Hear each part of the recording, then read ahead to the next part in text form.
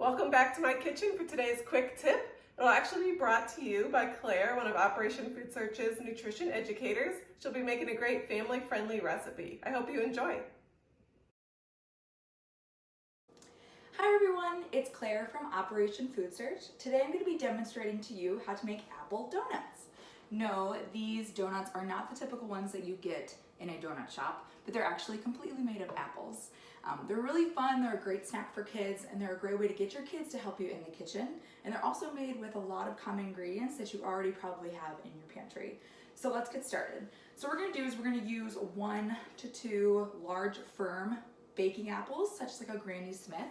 And using a knife, you're actually going to cut off the top and the bottom. Parents, I recommend doing this part unless you have a teen or an experienced young chef in your house that is good at using a knife.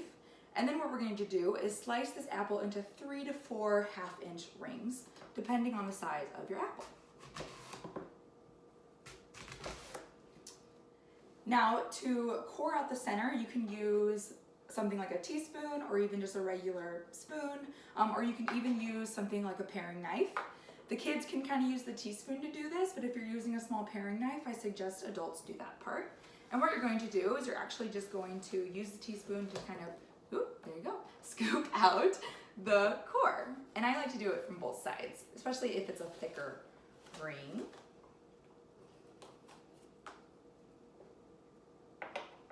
And with a paring knife, you would just do the same, but just kind of work your knife around. And then you can just pop it out.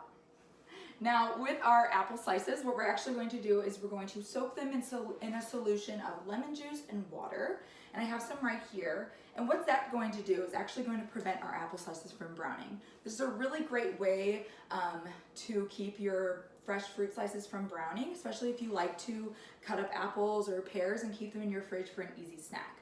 So I'm gonna let those sit for about 5 to 10 minutes.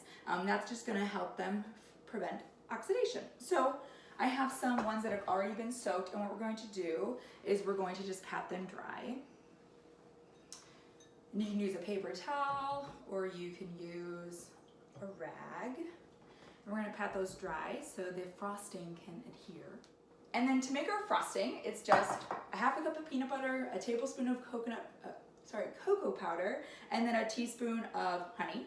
You could add some sea salt if you wanted to. You can use natural peanut butter. You don't have to use peanut butter. You could use a peanut butter alternative like almond butter or sun butter.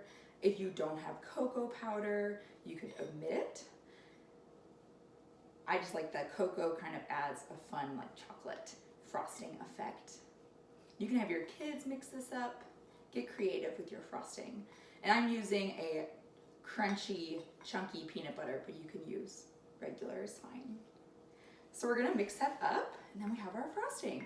And to frost it, all we're going to do is just take a regular butter knife, and you're just gonna kind of load up your apple slice.